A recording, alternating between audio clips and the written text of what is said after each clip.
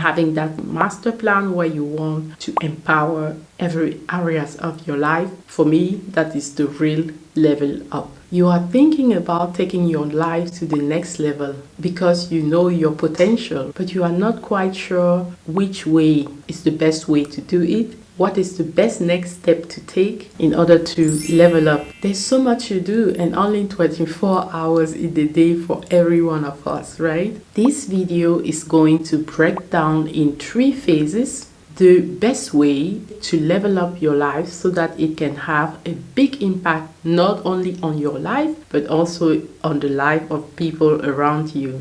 And by the end of watching this video, I hope that you will have more clarity on which step to take next in order to bring your life to the next level for you. It's time to level up. Let's do this. Today's videos is part of the 3 video series Time to Level Up, and it's all about phase 1, your master plan. If you are like me, I've always admired people who seem masterful and empowered in all areas of their life, especially when they take the time to share that wisdom, how they do it all or not with the people around them. The phase 1 is to create your master plan. First, we will uncover the 5 common mistakes to avoid. Secondly, I will briefly introduce the 3 phases to level up. Thirdly, I will reveal 3 steps necessary to create and execute your master plan. Then we will elaborate on aligning what you want with your purpose in life. And finally, we will discuss 3 important areas to include in your master plan. So before we go into the 3 phases, let us for a moment look at the mistakes that we often make that will be obstacles to us leveling up. So mistake number 1 is not having a clear picture of what exactly you want. And then mistake number 2 is self-sabotage. When even you have that clear picture of what you want, sometimes you find yourself not doing the things that you said you will be doing, right? Mistake number 3 is when you feel like there is too many things to do and not enough time and you can feel overwhelmed.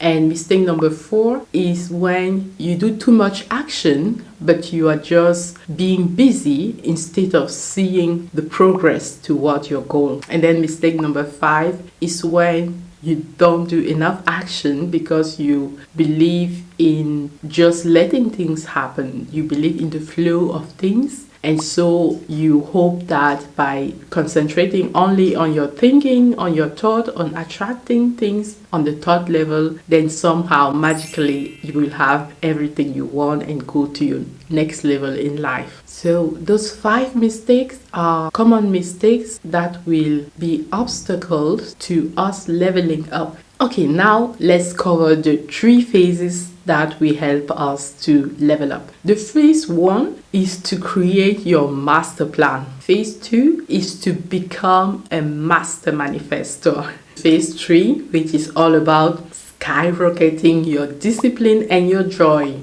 The phase 1 is to create your master plan. In all areas of your life, have a clear idea of what you want to achieve. Because the problem if you don't have a master plan that includes the areas of your life that are really important to you is that you might be working on one area only and neglecting the other areas. And with time, you will find yourself being at one place that you didn't want it just because you didn't take the time to plan in advance. So how to create your master plan? I have 3 steps to do this. The first one, you think it with the most precision possible. You have to define what exactly you want. You first decide it because there is so many options, but you need to have focus if you want to really have some good results. The second step after thinking it through is to strategize it. So now you need a concrete plan.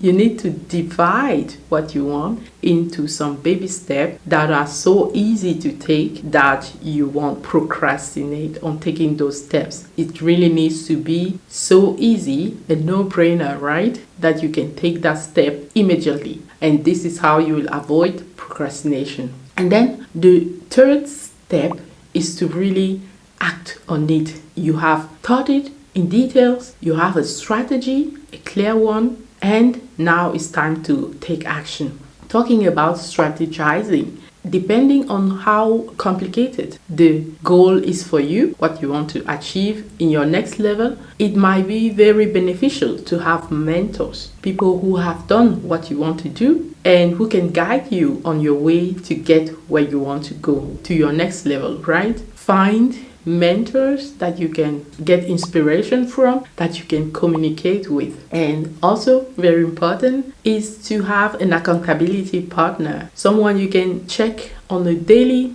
or weekly basis so that you can get feedback and you can also explain what your next step is in order to have a win-win situation. Your accountable partner can also give you feedback from his side or her side, and this way you are encouraging each other to go forward. Also, if you want to go even deeper and stay in touch, I've prepared for you 3 simple morning habits that you can do in order to win each day. You can download it, the link is in the description below.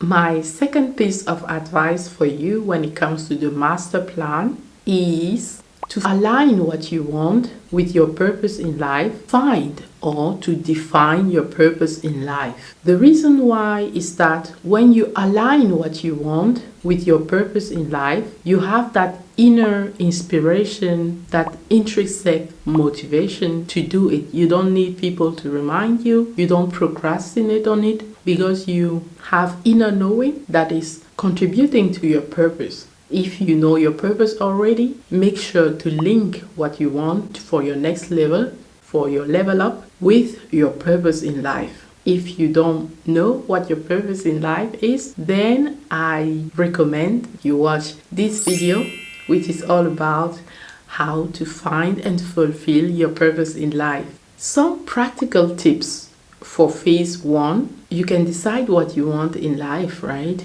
There are so many areas of life and you can pick which one you want to work on next. It can be in your finances, in your career, or you can want to create a business, or it can be spiritually, wanting to be more mindful. It can be mentally, that you want more intellectual knowledge and creativity. It can be in your relationships with your family, your children, your spouse or partner, with your friendships. You might want to pick a new hobby, but really you can align it with your purpose. What has helped me the most is to focus on the finances first, because when you have finances, you have more capabilities to express your love for the people who are dear to you. You have more opportunities. Let's say that if you have 10,000 euros, dollars saved in your account, then you will attract people with that same level. And if you have more, you will attract people who have more, because like attract like. You are on the same energetical level. So the first step that I will recommend when you do your master plan is to really focus on your finances. Do you need to find a new job? Do you need to create different streams of income? Then you can start with baby step on that way. You don't need to be overwhelmed with everything that there is to do. If you need a new job, then start researching what kind of job you really want that is out there. And if you want to create your own sources of income, then you can start to research also. A good source is Google as a starting point, and from there you can read books, you can talk to people around you in your network. So first, focus on finances. Second, don't forget your relationships. Your children, if you have a family, your spouse, if you are married, or your intimate relationships, right? They are really important when you level up to be there for those people. Your level up will inspire them to do the same in their life, or to support you, or they might challenge you even. There is some advice like cut the naysayers out, but I don't recommend that. I recommend that you listen to the naysayers especially when it's constructive criticism, and that you use that to grow. And if the naysayers see you being real with your leveling up, they will be inspired themselves to level up as well. And this is how you contributed to their growth with your level up. And now number 3, but I really think it should be number 2 or maybe number 1 even, which is the personal growth. Constantly work on your personal growth. So once again, when you are creating your master plan, make sure to think about these 3 things: your personal growth, your finances, your relationships. You decide which order is more important to you in this moment in your life, right? It will be different for different people at different periods of their life. For example, for someone who already has a family, the relationships might be more important, the intimacy with their partner and with the children. And for someone who doesn't have a family but only have a business, of course, the finances will be more interesting to focus on. So depending on your life situation, you can decide what exactly is most important to you. I will advise that you have those 3 things in mind, because being empowered financially will help you have less stress. So be more present in your relationships, and your personal growth will also ensure that you grow financially and that you grow for your relationships, that you are a valuable spouse or parent or friend or child to your parents, right? Everything. Focusing on finances and personal growth have always helped me to be managing my relationship better, and having that master plan where you want to empower every areas of your life to have it all right consciously. For me, that is the real level up. Coming next is phase 2 to level up. That is all about becoming a master manifestor. See you next time. Bye.